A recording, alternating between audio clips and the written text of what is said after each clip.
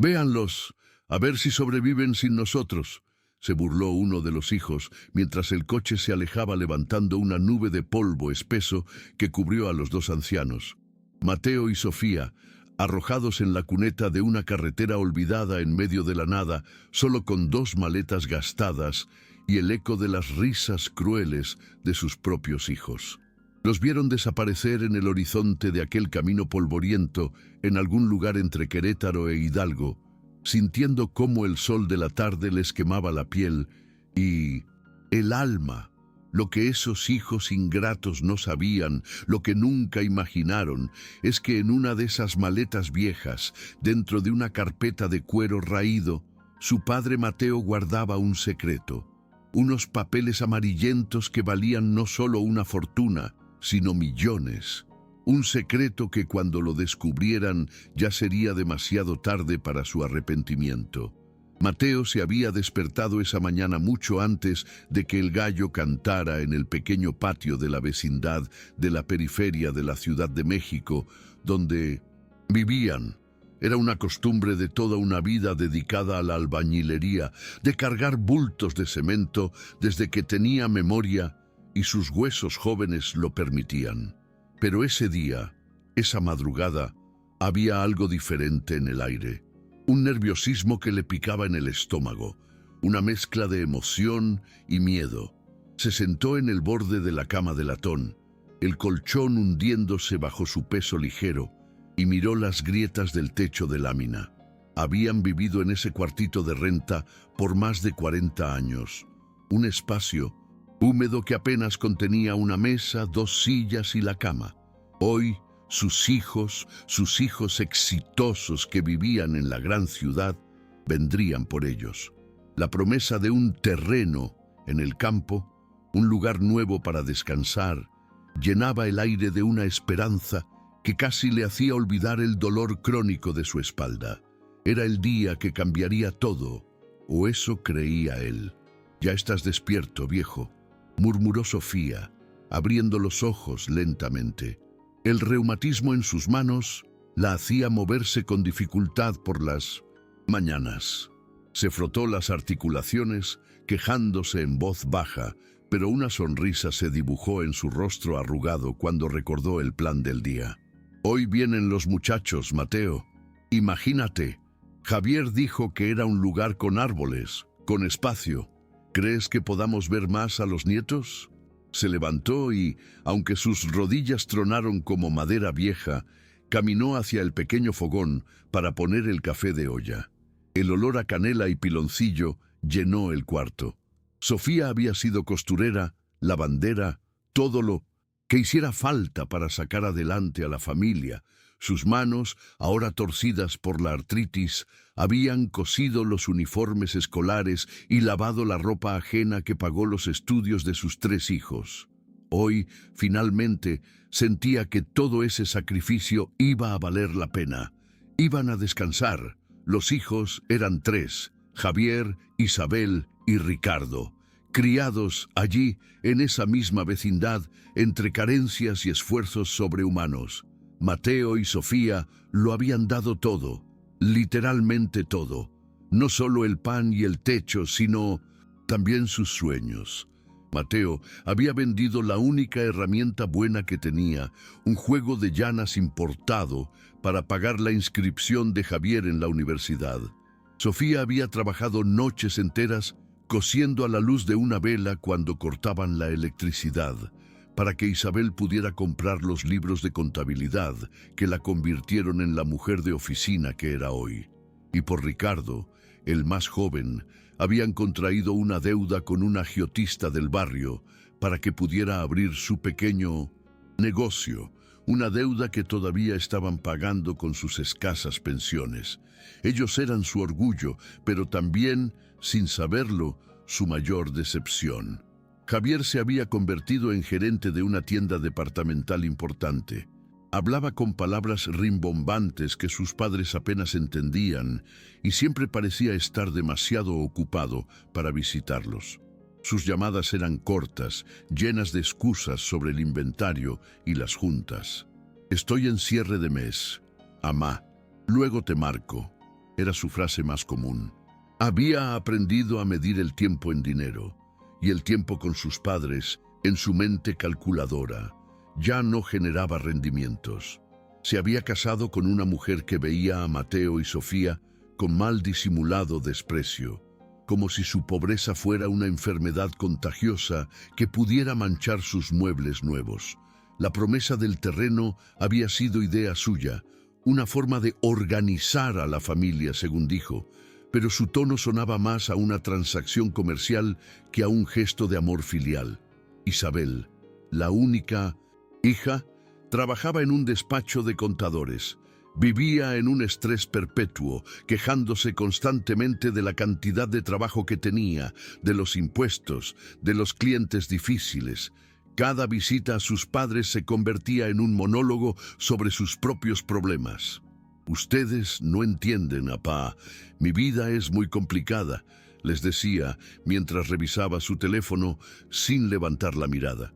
Había desarrollado una frialdad que lastimaba a Sofía profundamente. La última vez que Sofía le pidió ayuda para comprar unas medicinas para la presión, Isabel suspiró con fastidio y le dio el dinero, pero con un gesto que decía: «Me estás estorbando». Ella apoyó la idea de Javier, pensando que así se quitaría la responsabilidad de tener que ir a verlos tan seguido a la vecindad. Ricardo, el menor, era quizás el más complejo. Había iniciado un negocio de reparación de celulares y le iba medianamente bien, pero vivía enredado en problemas. Siempre estaba al borde de una crisis financiera, pidiendo dinero prestado, metido en negocios turbios. Era impulsivo y egoísta. Veía a sus padres como una carga, pero también como una red de seguridad emocional y a veces económica. «Ya, amá, no se quejen tanto, peor es nada», respondía cuando ellos insinuaban que no los visitaba. Cuando Javier e Isabel propusieron el plan del terreno, Ricardo fue el primero en decir que sí, pero su entusiasmo no era por el bienestar de sus padres, sino porque, según sus cálculos, si ellos ya no estaban en la ciudad, él ya no tendría que desviar su camino para atender sus emergencias. Esa mañana, Mateo se había puesto su mejor camisa, una guayabera blanca que guardaba para las fiestas del barrio, ahora un poco amarillenta por el tiempo. Sofía se desenredó el cabello plateado y se puso el vestido de flores que Isabel le había regalado hacía 3 navidades, el último regalo que recordaba de ella. Se sentaron en las sillas de tule, justo al lado de la puerta, con sus 2 maletas de cartón amarradas con lazos.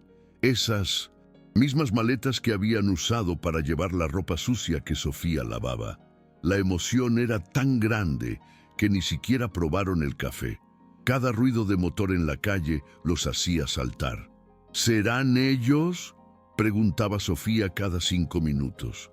«Calma, mujer, dijeron que venían temprano», respondía Mateo, aunque su propio corazón golpeaba con fuerza contra sus costillas. Pasaron las horas. El sol de la mañana empezó a calentar la lámina del techo, convirtiendo el cuartito en un horno. La esperanza inicial de Mateo y Sofía comenzó a teñirse de ansiedad. El café de la olla se enfrió sobre el fogón apagado. Las moscas zumbaban perezosamente en el aire caliente. Cerca del mediodía, cuando la decepción ya comenzaba a sentarse como un peso en el pecho de Sofía, se escuchó el ruido de llantas frenando bruscamente afuera. No era un coche, eran 3. Javier en su sedán brillante, Isabel en su auto compacto y Ricardo en su camioneta de trabajo. Los 3 bajaron con rostros serios, casi sombríos. No hubo abrazos, no hubo besos, ni siquiera un buenos días afectuoso. «Ya están listos, se nos hace tarde», dijo Javier, mirando su reloj costoso. Sofía sintió una punzada de frío. La alegría que había sentido se desvaneció, reemplazada por una confusión que le apretaba la garganta. Mateo se levantó, tratando de mantener la compostura. «Sí, mijo, ya todo listo». Patricia, la esposa de Javier, ni siquiera bajó del auto. miraba por la ventana con una mueca de asco hacia la vecindad. Isabel resopló impaciente. «Bueno, vámonos. Yo tengo que regresar temprano. Tengo una auditoría mañana». Ricardo ni siquiera los miraba. Estaba tecleando furiosamente en su celular, discutiendo con alguien por teléfono sobre una entrega fallida.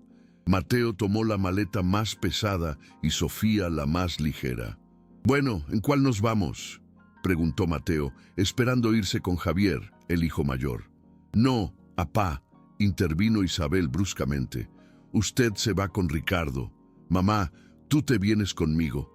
Javier, lleva las maletas. No cabemos todos en un solo coche y así hacemos menos bulto». Sofía miró a Mateo asustada. Nunca se separaban. «No podemos ir juntos, mija, aunque sea apretados», suplicó en voz baja. «Ay, mamá, no empieces. No hay espacio. Súbete, que se hace tarde», ordenó Isabel. Mateo le dio a Sofía una mirada forzada de tranquilidad, pero por dentro una alarma fría había comenzado a sonar. Subieron cada uno a un coche diferente, separados por primera vez en 50 años de matrimonio. El viaje fue un tormento silencioso. Sofía intentó hablar con Isabel, preguntarle por los niños, por su trabajo. «¿Cómo están mis nietos, mija? Hace tanto que no los veo». Isabel respondió sin quitar la vista del camino, con monosílabos. «Bien, creciendo, ocupados». El aire en el coche era tenso, cargado de una indiferencia que dolía más que un insulto. Sofía finalmente se rindió y se dedicó a mirar por la ventana, viendo cómo los edificios grises de la ciudad daban paso a suburbios y luego a carreteras abiertas. El paisaje se volvía cada vez más seco, más desconocido. La angustia crecía en su pecho, una sensación pegajosa de que algo estaba terriblemente mal. En la camioneta de Ricardo, el ambiente era aún peor. El vehículo olía a cables quemados y a comida rancia. Ricardo no habló en absoluto durante la primera hora, solo maldecía en voz baja a otros conductores y gritaba a la persona al otro lado del teléfono. Mateo, sentado en el asiento del copiloto, miraba sus manos callosas. Recordó cuántas veces había cargado a ese niño en sus hombros, cuántas veces le había enseñado a andar en bicicleta, curado sus rodillas raspadas. Intentó romper el hielo. «Mijo, está muy lejos ese terreno. Tu madre ya está cansada». Ricardo solo gruñó. «Ya casi, apá, ya cállese un rato que me desconcentra».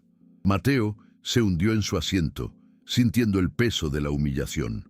Después de casi 2 horas de viaje, abandonaron la autopista principal. Los 3 coches se adentraron por un camino de terracería, una ruta que claramente no llevaba a ningún lugar habitable. El polvo se levantaba, cegando la vista. Finalmente, en medio de un paisaje desolado, rodeado solo por nopales secos y un cielo azul implacable, los coches se detuvieron. No había casas, no había árboles, no había agua, solo el silencio del desierto y el zumbido del motor de Javier al apagarse. «Llegamos», dijo Isabel con una voz extraña, vacía. Sofía miró a su alrededor. «Pero, mija, aquí no hay nada. ¿Dónde está la casa?» «Bajen», ordenó Javier, saliendo de su auto. Mateo bajó de la camioneta de Ricardo, sus piernas temblando. Vio a Sofía bajar del coche de Isabel, su rostro pálido de confusión. Ricardo fue a la cajuela del sedán de Javier y sacó las 2 maletas de cartón. Las arrojó al suelo, levantando una pequeña nube de polvo a los pies de sus padres. «¿Qué es esto? ¿Qué significa esto, Javier?», preguntó Mateo, su voz comenzando a temblar, no de debilidad, sino de una ira fría que nacía en su estómago. Fue entonces cuando los 3 hijos se pararon frente a ellos, formando una línea como un pelotón de fusilamiento. «Miren, papás», comenzó Javier con un tono ensayado, como si estuviera dando un reporte en su trabajo.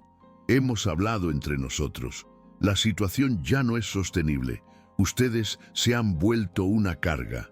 Sofía llevó sus manos a la boca, ahogando un grito. Viven enfermos, necesitan medicinas, piden ayuda para la renta, siempre es algo.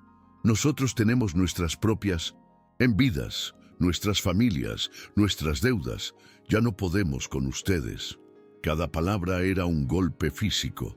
Mateo sintió que el aire le faltaba, pero se mantuvo erguido, mirando a los ojos de su hijo mayor. «Siempre quejándose», gritó Isabel, su voz aguda y llena de un veneno que había estado guardando por años. «Estoy harta de tener que preocuparme, harta de sus llamadas, harta de tener que darles dinero que necesito para mí, para mis hijos. Ustedes ya vivieron su vida. Déjennos vivir nuestra...» Sofía se derrumbó. Cayó de rodillas sobre la tierra seca y áspera, el vestido de flores ensuciándose de polvo. «No, no, mija, por favor, somos tus padres», sollozaba, aferrándose al borde de la falda de Isabel. Ricardo, que había estado callado, finalmente habló sin mirarlos a los ojos, pateando una piedra. «Miren, ya está. Aquí cerca, a unos kilómetros, pasa un camión que va a un pueblo. Alguien los recogerá. Ustedes siempre supieron cómo arreglárselas. Arréglenselas. Ahora era la justificación final, el último clavo en el ataúd de su conciencia. Mateo dio un paso adelante, su cuerpo temblando de rabia. «Javier», dijo, su voz ronca, «yo vendí mis herramientas, lo único que tenía, para que tú fueras a la escuela. Te cargué cuando tenías fiebre. Trabajé con huesos rotos para que comieras. Isabel», continuó Mateo girando hacia ella, «tu madre casi se queda ciega cosiendo de noche para pagar tus estudios. Se deshizo las manos lavando ropa ajena para el comprarte ese vestido de graduación que tanto querías. Y tú, Ricardo, tú, te saqué de la cárcel. Pagué tus deudas con dinero que no teníamos. ¿Y así nos pagan, dejándonos aquí como perros?» Por un segundo, Javier pareció dudar. Su rostro se contrajo en algo que podría haber sido culpa. Pero Isabel fue más rápida. «Ya basta de reproches. Hicieron lo que tenían que hacer. Era su obligación. Ahora nuestra obligación es con nuestro futuro, no con su pasado». Se soltó bruscamente del agarre de Sofía, empujándola. Ese empujón rompió lo último que quedaba de Mateo, pero antes de que pudiera hacer algo, Javier lo detuvo. «Vámonos, Isabel. Vámonos, Ricardo. Ya está hecho». Se dieron la vuelta, los tres, y caminaron hacia sus coches. No miraron atrás, ni una sola vez. Sofía gritaba sus nombres, un lamento roto que se perdía en la inmensidad del paisaje. «No nos dejen, hijos, por el amor de Dios, no nos dejen». Mateo se quedó petrificado, mudo, viendo cómo las puertas se cerraban. Los motores arrancaron, un rugido que desgarró el silencio. Los coches dieron la vuelta y se aceleraron. «Vamos a ver si sobreviven sin nosotros», gritó Ricardo por la ventana y luego soltó una carcajada. Javier e Isabel rieron con él. Esa risa fue lo último que escucharon. El polvo rojo los cubrió por completo, metiéndose en sus ojos, en sus bocas, en sus pulmones. Se quedaron solos. Sofía lloraba en el suelo, golpeando la tierra con sus puños artríticos. Mateo se quedó de pie, mirando el camino vacío, su guayabera blanca ahora gris de polvo.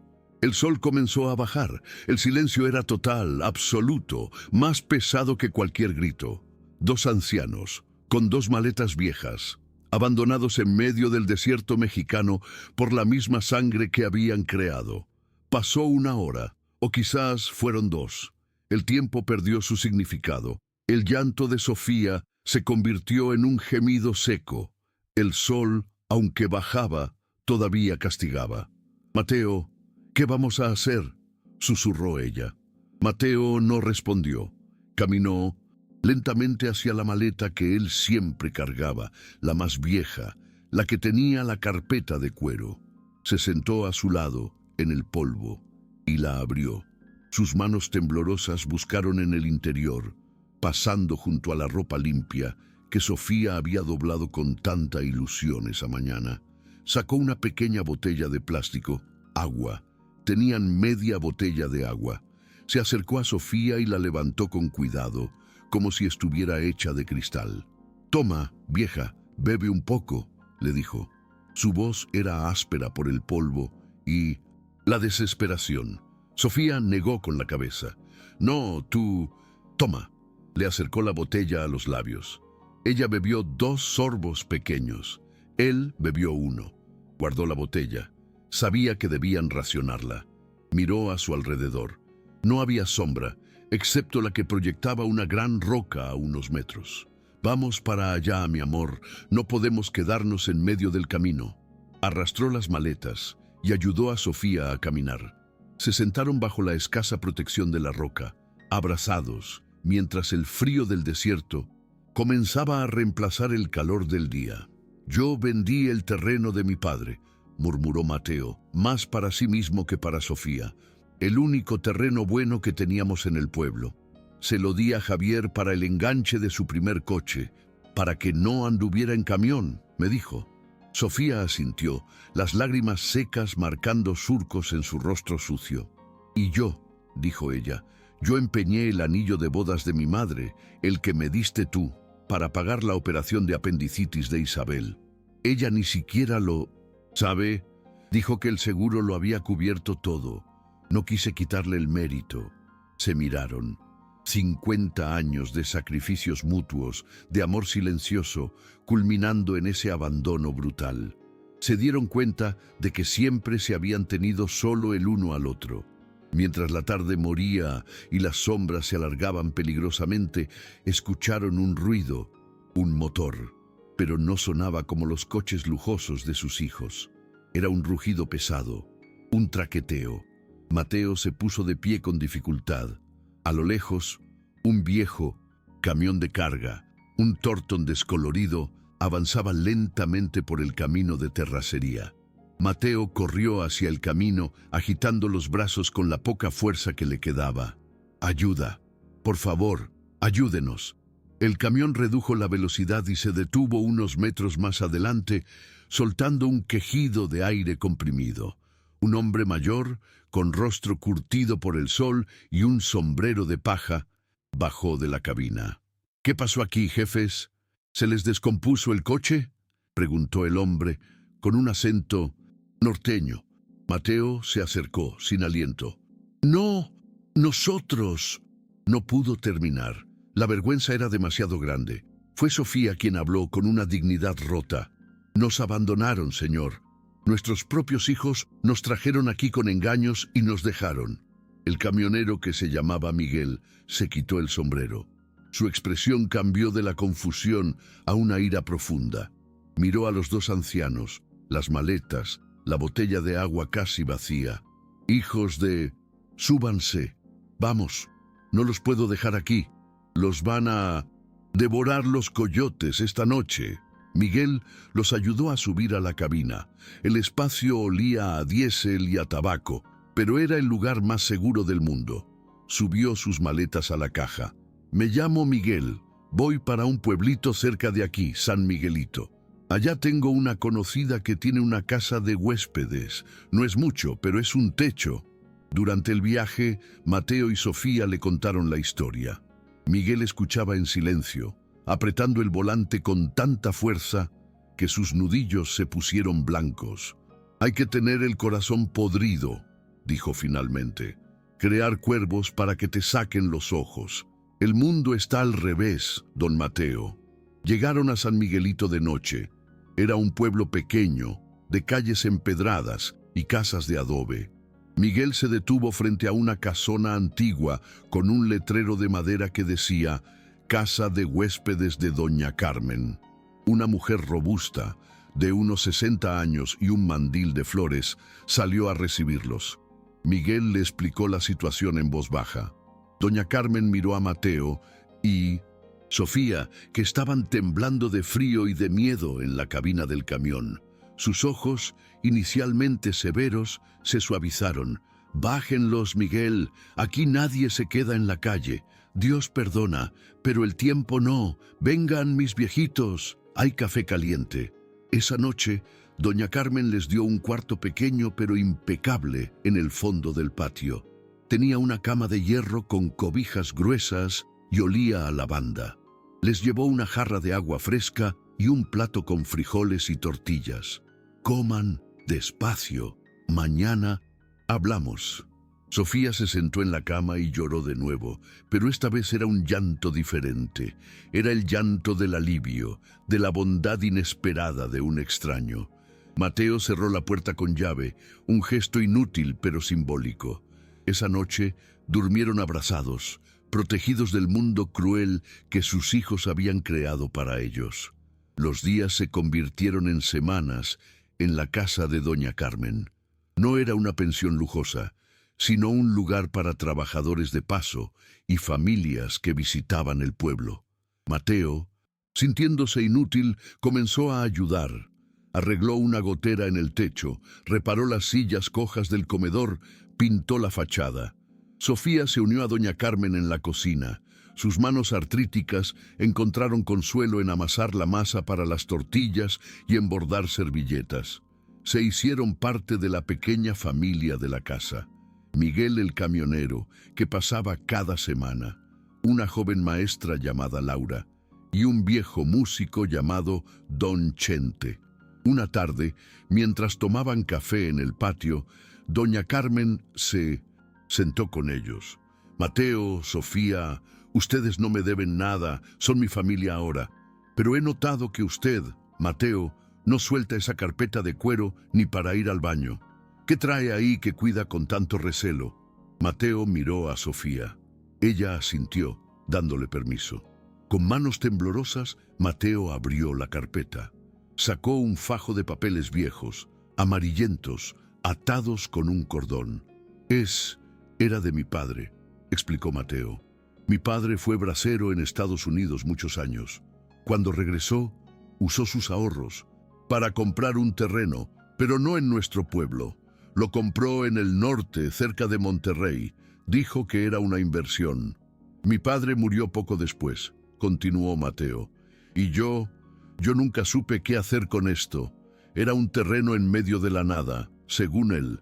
Guardé los papeles, pensando que un día quizás valdrían algo para mis hijos, para su herencia. Doña Carmen tomó los papeles con cuidado. Eran escrituras antiguas, un mapa dibujado a mano con referencias a un arroyo seco y un cerro, de la silla a lo lejos. ¡Mateo!, dijo Carmen con voz seria. Monterrey ya no es la nada, es un monstruo industrial. Mi sobrino es abogado en la ciudad. ¿Me permite hacer una llamada? Solo para saber. No podemos quedarnos con la duda. Doña Carmen llamó a su sobrino, el licenciado Morales. Le explicó la situación y le leyó los números de folio y las coordenadas del mapa. El abogado, escéptico al principio, le pidió que le enviara fotos de los documentos. Mateo y Sofía pasaron 3 días en 1900. En vilo. No se atrevían a tener esperanza, ya habían perdido demasiado. Al 4.º día, el licenciado Morales no llamó, llegó en persona. Condujo las 4 horas desde Monterrey hasta San Miguelito. Se sentó en el comedor de Doña Carmen, con un maletín de cuero mucho más nuevo que el de Mateo. Su rostro era una mezcla de incredulidad y asombro. Don Mateo, Doña Sofía, comenzó el abogado, ajustándose las gafas. Revisé los documentos, son legítimos. Fui a los registros de la propiedad. El terreno sigue a nombre de su padre, Mateo. Nunca nadie lo reclamó. Está intacto. Sofía apretó la mano de Mateo. Bueno, ¿y eso qué significa, licenciado? ¿Vale algo? ¿Podemos venderlo para pagarle a Doña Carmen todo lo que ha hecho por nosotros? El licenciado Morales respiró hondo. Abrió su maletín y sacó una tablet. Mostró un mapa satelital. Don Mateo, recuerda el arroyo seco de su padre. Ahora es un canal de desagüe industrial. El terreno en medio de la nada. Hoy está en el corazón del parque industrial más grande de Apodaca. Está rodeado de fábricas, bodegas y una nueva autopista. ¿Pero vale algo?, insistió Mateo. El abogado sonrió. Don Mateo, ese terreno no vale algo. Vale una fortuna. He hecho una estimación conservadora, basándome en las ventas recientes de la zona. Ese pedazo de tierra que su padre compró por centavos, hoy vale más de 80 millones de pesos. El silencio en el comedor fue absoluto. 80 millones. La cifra flotaba en el aire. Irreal, imposible. Sofía se llevó la mano al pecho sintiendo que le faltaba el aire. Mateo solo miraba el mapa, incapaz de procesar el número. Doña Carmen soltó una carcajada nerviosa. «¡Virgen Santísima! Mateo, son ricos». «¡Ricos!», repitió Mateo. La palabra le sonaba ajena, amarga. Toda mi vida trabajando de sol a sol. Mi Sofía se deshizo las manos. Mis hijos. Se detuvo. La mención de sus hijos trajo la realidad de vuelta. «Licenciado», dijo Mateo, su voz firme. «Quiero que ponga ese terreno a mi nombre y al de mi esposa, inmediatamente, y quiero que prepare un testamento». El licenciado Morales, conmovido por la historia que doña Carmen le había contado, asintió. «No les costará un centavo de mis honorarios, don Mateo. Será un honor, pero hay un problema. Para regularizar la propiedad tendré que poner avisos en los periódicos. Es la ley y es posible que sus hijos se enteren». El proceso legal tomó varias semanas en las que Mateo y Sofía vivieron en un limbo. Seguían ayudando en la cocina y en el jardín. Nada había cambiado en su rutina, pero todo había cambiado en su futuro. Un día, un hombre con un traje caro y un casco de construcción blanco llegó a la casa de huéspedes. «Busco al señor Mateo Vargas», dijo. Era un representante de Constructora Regia, una de las desarrolladoras más grandes de Monterrey. «Don Mateo, nos enteramos por los edictos del periódico que usted es el dueño del terreno en Apodaca. Queremos hacerle una oferta. Le ofrecemos 90 millones de pesos, en este momento, sin negociar». Mateo, ahora asesorado por el licenciado Morales, lo escuchó con calma. «Lo voy a pensar, señor. Hable con mi abogado». El hombre de la constructora estaba visiblemente molesto. «Mire, don Mateo, alguien más va a venir, pero también nos enteramos de que usted tiene herederos. 3 hijos, Javier, Isabel y Ricardo.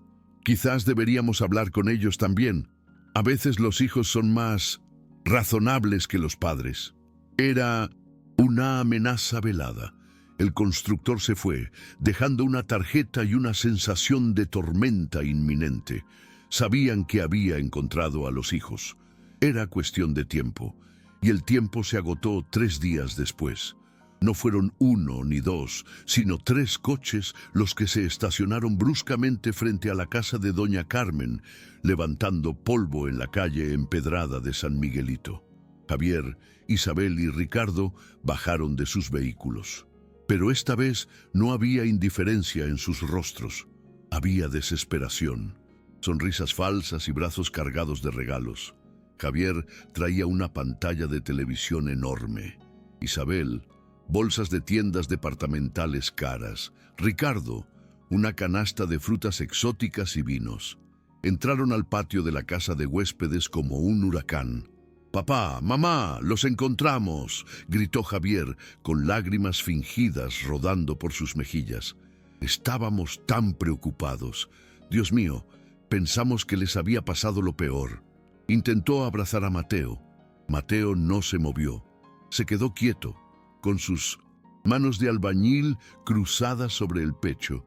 El abrazo de Javier quedó flotando en el aire. Sofía, que estaba desgranando maíz con doña Carmen, se puso de pie, el mandil todavía puesto.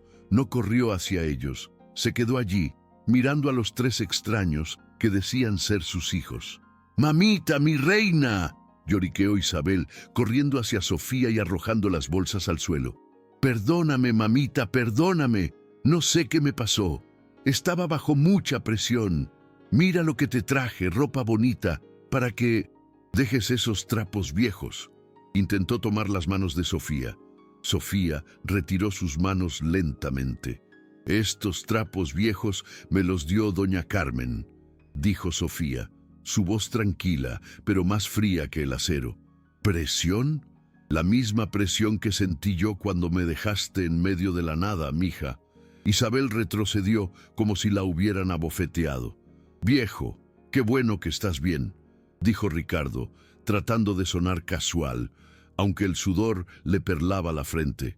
Fue un error, apá, una estupidez. No, sabíamos lo que hacíamos, pero ya estamos aquí, para llevarlos a casa, a una casa nueva. Oímos que, bueno, que tuvieron suerte con un terreno. Y ahí estaba, la palabra clave, terreno. Doña Carmen, Miguel, que había llegado esa mañana, y el licenciado Morales salieron de la cocina y se pararon detrás de Mateo y Sofía. Eran un muro silencioso de apoyo. Así que se enteraron, dijo Mateo. Su voz no era fuerte, pero resonó en todo el patio. Se enteraron del dinero. Javier dejó de fingir. Su rostro se endureció. Papá, ese terreno era del abuelo. Nos pertenece. Es nuestra herencia. Venimos a hablar de negocios. Mateo soltó una risa seca, un sonido que sorprendió a todos. Negocios. ¿Ahora somos negocios, Javier? ¿Cuánto valgo yo en tus libros de contabilidad, Isabel? ¿Cuánto crees que puedes sacar de mí, Ricardo? No sea injusto, papá, gritó Isabel. Cometimos un error, sí, pero la sangre es la sangre. La ley dice que somos sus herederos. Mateo caminó lentamente hacia ella. La miró fijamente a los ojos. La ley. ¿Qué ley dice que hay que abandonar a tus padres en un desierto para que mueran? ¿Qué ley te dio el derecho de reírte mientras tu madre te suplicaba de rodillas? Dime, Isabel, ¿qué artículo es ese? Isabel no pudo sostenerle la mirada. Ya basta de dramas, espetó Javier. Vamos a lo importante. La constructora nos ofreció 90 millones, pero nuestro abogado dice que vale más. Si nos unimos, podemos sacarles 120. Papá, sea razonable. Es dinero para todos. Mateo se volvió hacia él. Dinero es lo único que ven, lo único que les importa. ¿Saben qué hice yo con el único terreno que me dejó mi padre? El que estaba en nuestro pueblo. Lo vendí para pagar tu universidad, Javier, para que fueras alguien, y mira en qué te convertiste, en nada. Y tú, Isabel, continuó, su voz subiendo de tono, tu madre empeñó lo único de valor que tenía de su madre para salvarte la vida, y tú la empujaste al polvo. Y tú, Ricardo, tú eres el peor de todos. La cobardía de reírte mientras huías. Se paró en medio del patio. Ustedes no son mis hijos murieron en esa carretera, ustedes son solo extraños codiciosos. No puede hacernos esto, gritó Ricardo perdiendo el control. Somos herederos forzosos, la mitad de esa fortuna es nuestra, viejo estúpido. Nos guste o no, nos tendrá que dar la mitad. El licenciado Morales dio un paso al frente. Se equivoca, joven, la ley, en efecto, protege a los herederos, forzosos, pero solo después de que sus padres hayan fallecido. Mientras don Mateo y doña Sofía vivan, ellos pueden hacer con su dinero lo que les plazca. Pueden venderlo y gastárselo todo. Pueden donarlo. Pueden, incluso, quemarlo, si así lo desean. Y créanme, 90 millones se pueden gastar muy rápido. Las caras de los tres hijos se transformaron. La codicia dio paso al pánico puro. No harían eso, susurró Isabel. Es nuestro. Lo necesitamos. Tengo deudas. Mi negocio se va y cito. ¡La quiebra!, gritó Ricardo. Mi esposa quiere el divorcio si no le compro la casa nueva, se quejó Javier. Revelaron sus verdaderas motivaciones. Sus vidas vacías construidas sobre la arena de la avaricia. ¿Saben lo que vamos a hacer?, dijo Sofía, hablando por primera vez con una fuerza que nadie le conocía. Vamos a vender ese terreno y vamos a comprar esta casa para doña Carmen, para que nunca más tenga que preocuparse por dinero y pueda seguir ayudando a gente como nosotros. Le vamos a comprar a Miguel el camión nuevo que tanto necesita. Vamos a pagarle los estudios a la maestra Laura. Vamos a construir un asilo aquí en San Miguelito, para que ningún anciano vuelva a pasar por lo que nosotros pasamos. Vamos a viajar, Mateo y yo, continuó Sofía. Vamos a ir a Oaxaca, a Chiapas, a ver el mar, cosas que nunca pudimos hacer porque estábamos demasiado ocupados criándolos a ustedes. Vamos a gastar nuestro dinero en vivir, y lo que sobre, si es que sobra algo, bueno, eso la ley dirá. Pero no esperen mucho. Mateo se acercó a su esposa y le pasó el brazo por los hombros. Váyanse, dijo Mateo con calma. Salgan de esta casa, salgan de nuestras vidas. No los queremos volver a ver. Javier lo miró con odio puro. Se va a arrepentir de esto, viejo. Nos veremos en los tribunales. Lo vamos a demandar por abandono. Mateo sonrió tristemente. ¿Tú me vas a demandar a mí por abandono? No. Vete, Javier. Vete antes de que llame a la policía. Los tres hermanos, derrotados, humillados, pero sobre todo furiosos por el dinero perdido, recogieron sus regalos inútiles. Salieron del patio sin mirar atrás, pero esta vez no había risas. Solo el sonido de sus maldiciones. Subieron a sus coches y desaparecieron en una nube de polvo, igual que la primera vez. Pero esta vez, Mateo y Sofía no estaban solos. Esa noche, en el patio de Doña Carmen, ahora también su casa, la pequeña familia cenaba. Mateo, Sofía, Carmen, Miguel, Laura y Don Chente. Había música de guitarra y olor a café. Mateo levantó su copa. Por la familia, dijo, no la que nos toca por sangre, sino la que elegimos por el corazón, por los que se quedan cuando todo se ha perdido. Todos brindaron.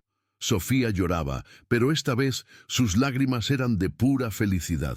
Habían perdido una herencia de millones, pero habían ganado la paz.